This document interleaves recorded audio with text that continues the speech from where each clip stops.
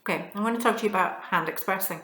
And hand expressing is a really good technique to learn, and you can learn it before the baby's born. I think it's good if you've had a little bit of a practice beforehand and you know how to hand express and how to get colostrum out. It's just one less thing that you have to learn before the baby's born, and or even one less thing to learn after the baby's born.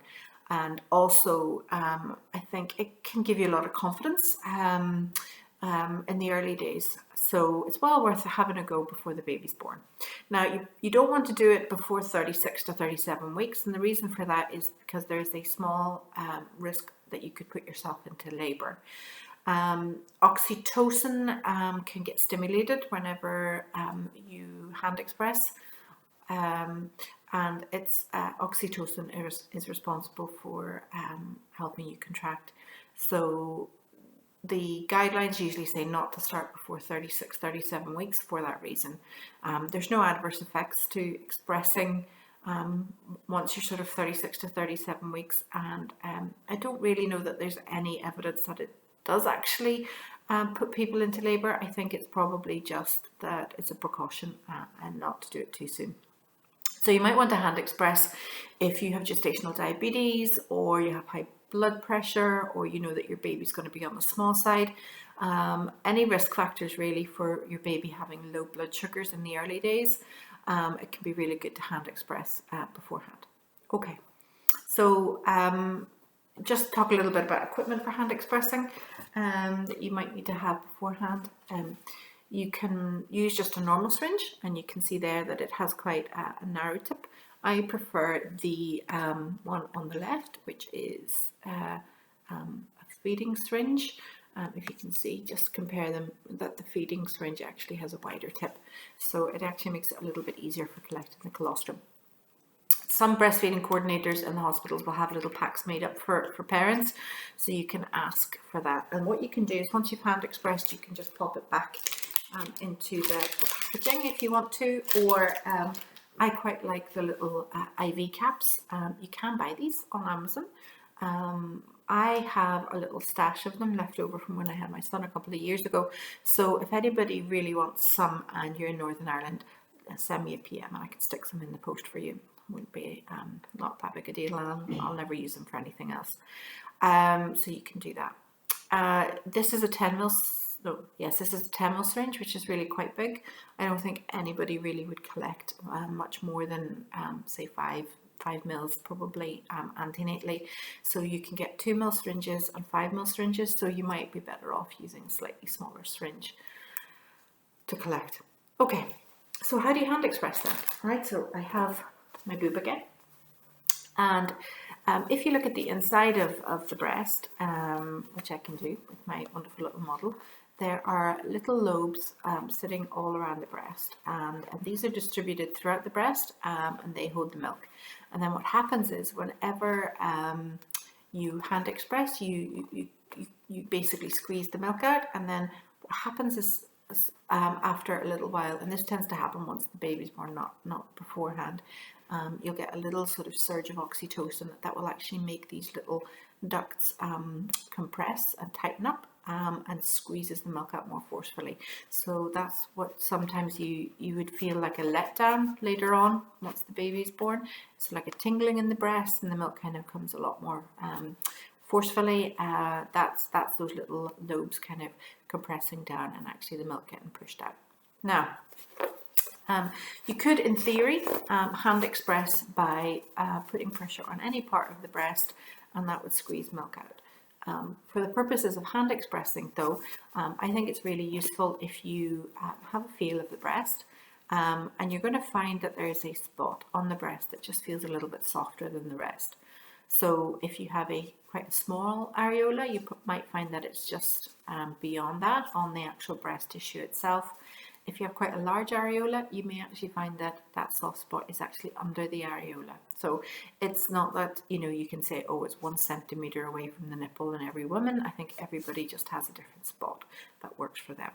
So the reason I think why this spot works so well, and this is just my own theory, I haven't read it anywhere, there are fat deposits throughout the breast.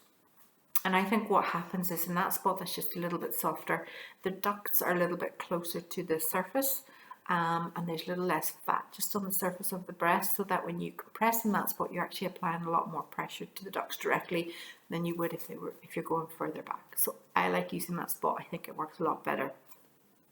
Okay, so what you're going to do then is you're going to find that spot, and then you are just going to compress the breast. I'm going to do it face on and side on just so you can see. Okay, so I am going to push back against the chest wall, squeeze the fingers together and pull forward. Okay, so if I'm doing it side on, I'm compressing back towards the chest wall, squeezing my fingers together, pulling forward and releasing. Okay, keeping my fingers in the same spot on the skin. I'm not sliding up and down the breast because that can cause friction and a bit of bruising.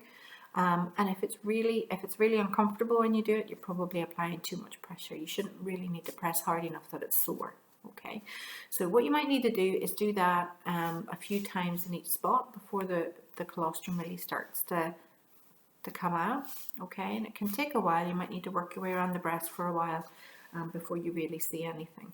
And then whenever you start to see a few drops on coming on the nipple, you can just kind of scoop them up with your syringe, and you might just need to pull the plunger back a wee bit to sort of pull the colostrum into the syringe.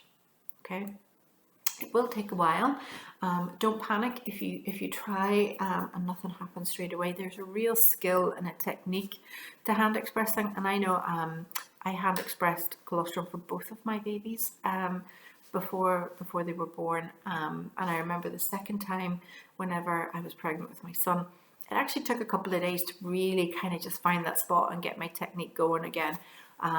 So you know, don't be worrying if it doesn't happen straight away.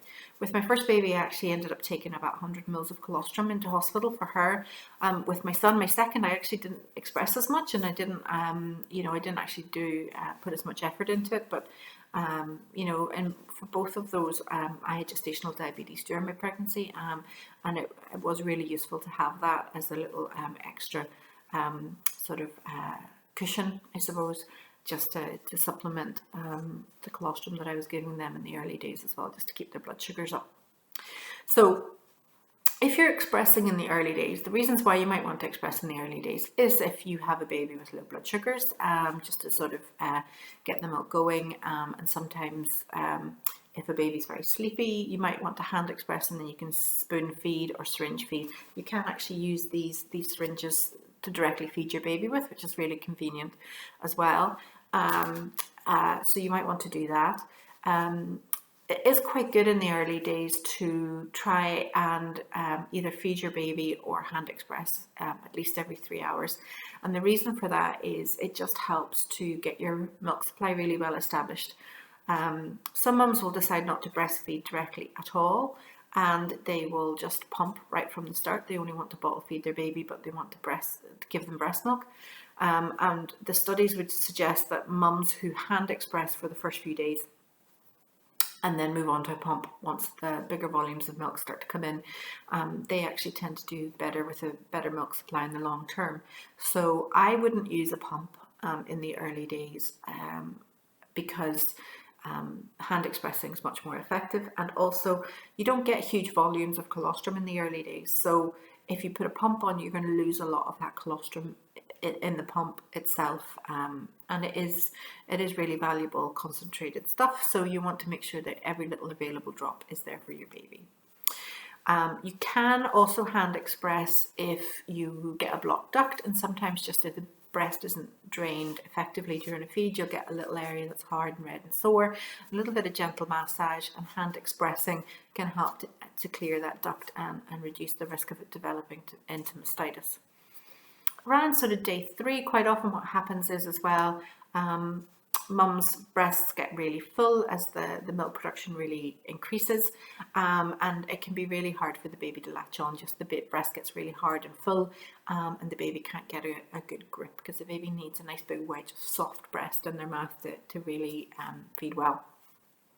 So you can hand express to relieve some of that engorgement. Another technique that you can do is called reverse pressure softening, and this is This is purely to soften the breast. It's not going to collect milk in any way. So again, if that breast is really, really full, this will work a little bit quicker than expressing. And basically all you're doing is, instead of getting the colostrum or the milk out, as you would with expressing, to soften that up, what you're doing is you're pushing some of the fluid back into the breast. So all you would do is take the flats of your fingers, okay? You're not going to sort of press hard with the tips of your fingers. You're really going more for the actual flats of your finger, and you're going to press on either side of the nipple and press firmly back towards the chest wall for a few seconds, and then rotate round. And that often softens the breast a lot quicker than hand expressing alone. So it's not really a technique for getting the milk out, it's just to soften the breast to help the baby latch on a little bit better. Okay.